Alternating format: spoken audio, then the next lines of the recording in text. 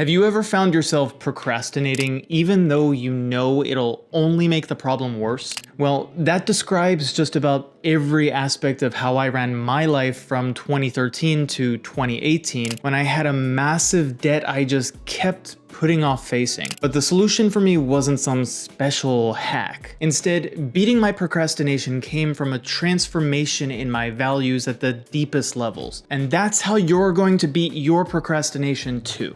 As a peer-reviewed researcher in the field of value theory, I'm going to teach you the science of how to achieve this, whether you're dealing with financial issues, avoiding emotionally difficult conversations, or simply putting off things like healthy eating and exercise. If you take the very small steps I'm going to share with you, you will overcome your procrastination. But what's the real reason we procrastinate in the first place? Well, the ancient story of the scorpion and the frog contains the answer. One mild day, a kind frog found its way to a vigorously flowing stream. Before the frog could hop across to the other side, a scorpion appeared beside him and called out, "Frog, my friend, I can't hop to the other side like you. Would you please carry me across on your back?" "No way," the frog replied immediately. "You're a scorpion. You'll sting me and kill me." The scorpion replied quite reasonably, "But you're forgetting, frog, my friend, that if I sting you while I'm on top of you, I'll drown too." The frog found this to be too logical to refuse, and so he took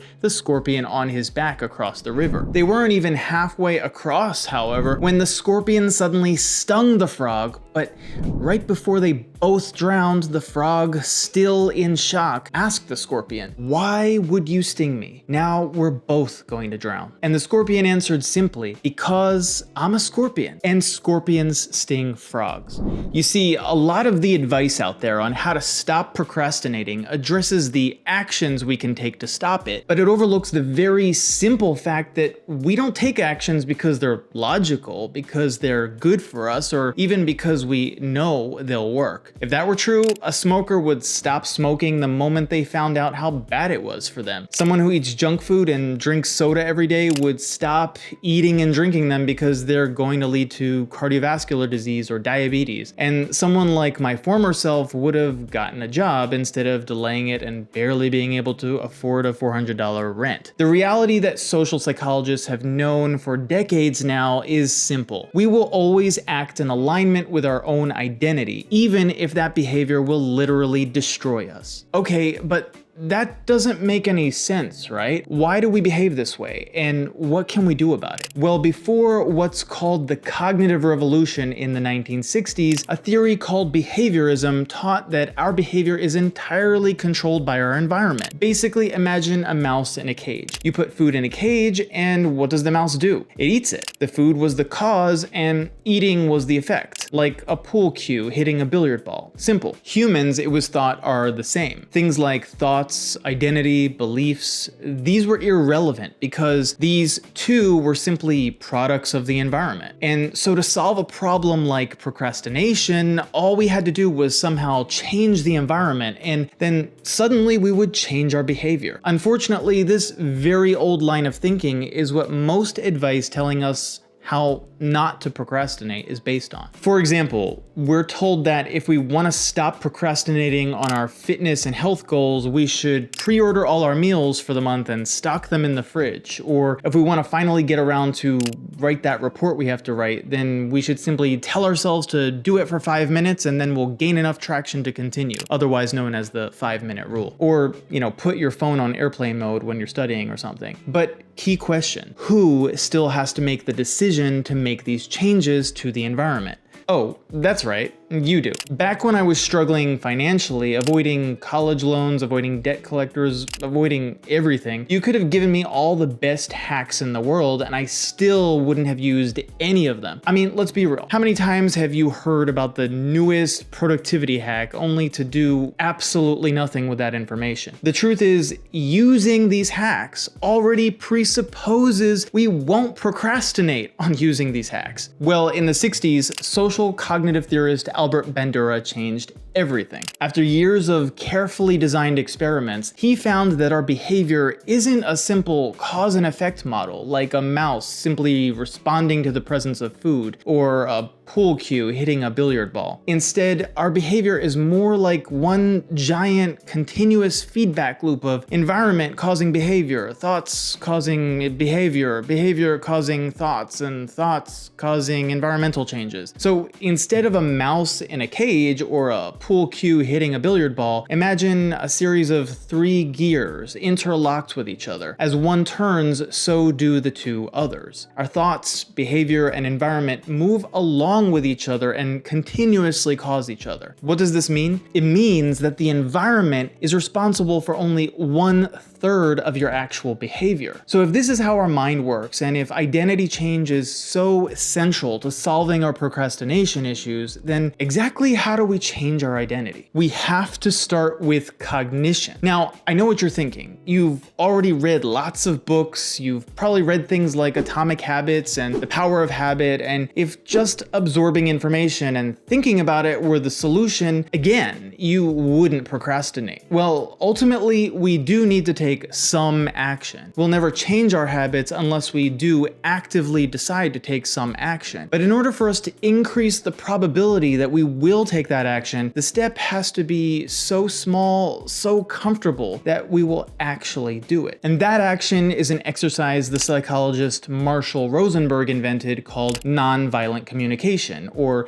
NVC for short. You see, when we procrastinate, it's ultimately because some need we have is not being met. NVC is a method typically used to resolve disagreements between people by revealing the real needs of each party. And the results of this method have been astounding for resolving everything from legal disputes to gang violence. But this method has even been used for individuals because if you think about it, procrastination is simply a conflict or disagreement between you and yourself. The self who wants to take the action versus the self who wants to prevent the action. Back when I was in such deep financial stress, there was the part of me, for example, that wanted to list out and track all my finances so I could manage them better. But that part of me always came in conflict with the other part that wanted to stay with the reality I knew and was too afraid to face what I might actually learn if I tracked my finances. You see, by revealing the true needs we have underlying this conflict, we are that much closer to simply fulfilling those needs and resolving the conflict. So then let's reflect on the most common reasons we procrastinate. The first is what psychologists call self-efficacy. Now, self-efficacy is basically just the degree to which we believe that if we apply our effort to a task, we can influence the outcome. So for example, if we're avoiding having a difficult conversation with someone or avoiding organizing our finances, it might simply be because deep down, we believe we can't control the outcome anyway. I mean, if our finances are inherently beyond our control, why organize them, right? If the outcome of that conversation is going to be bad no matter what I do, then why have the conversation in the first place? The second reason we procrastinate is self-esteem. Self-esteem can be understood simply as our sense of self-worth. If I'm procrastinating starting my business, is it because I don't believe I would be worthy of the result? If I'm procrastinating finding a romantic partner, do I believe I'm too ugly, too fat, or in some other way unworthy of being loved? The third reason we procrastinate is valuation. By this, I mean the value we place not on ourselves, but on the external result itself. If I'm procrastinating switching careers, even though I hate what I'm doing every single day, is it because I think maybe the result won't be worth it anyway? How about if I'm procrastinating exercising? How good could I actually feel as a result? And what if working out in the morning takes up valuable time I could be using to do other things? That question about exercising, by the way, is something I used to ask myself. Really dig deep here. What is the real reason you're procrastinating? Once you've gotten some understanding of the real reason, now you can apply the NVC method. Step 1 is to name the emotion you're feeling. When you think about the thing you're procrastinating about, what emotion do you feel? Be honest with yourself. I mean, do you feel guilt, shame,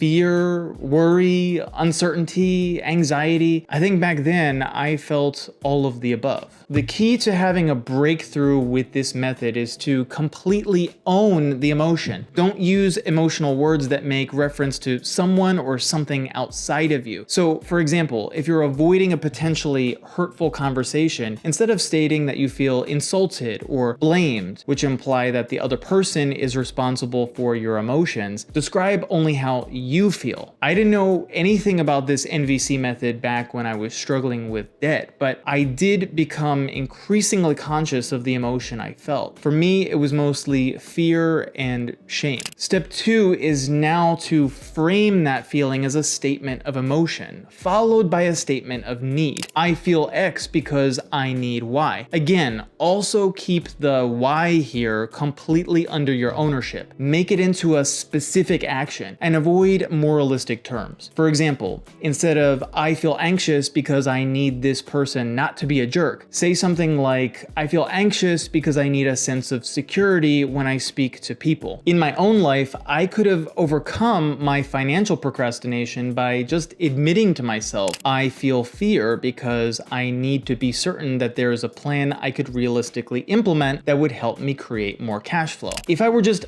honest with myself about what exactly I truly needed, do you see how the exact action I could take, creating a plan or asking for help from others to create a plan, would have become obvious to me? I won't discuss all the categories of needs here. Reading Rosenberg's book, Nonviolent Communication, will give you all the specifics. But your task here, the smallest task I want you to take for yourself, is once you identify your need behind your feeling, to start keeping a journal on these needs. Write out your thoughts daily on why you have this need and what you can do to fill this need. Once it is filled, the actual reason you procrastinate will no longer exist. And you might even find that the thing you're procrastinating on isn't even something you should act on. Find it difficult to even take this one step? Then the next best thing is to share your thoughts on this need with a trusted friend. Talk it out until you make that discovery. The wise philosopher Aristotle once decided to teach his student Alexander the Great a lesson. He gave him the task of calming the wildest, most untamable horse. No matter how much Alexander yelled at the horse though, it wouldn't calm down. It just kept acting out. But then that's when Alexander noticed something remarkable. The horse was afraid of its own shadow. So instead of yelling and screaming at the horse, he decided to simply move the horse into the sunlight away from its shadow. Almost instantly, he was able to calm the horse with his gentle words and finally gain its trust. Are you trying to force yourself to become disciplined while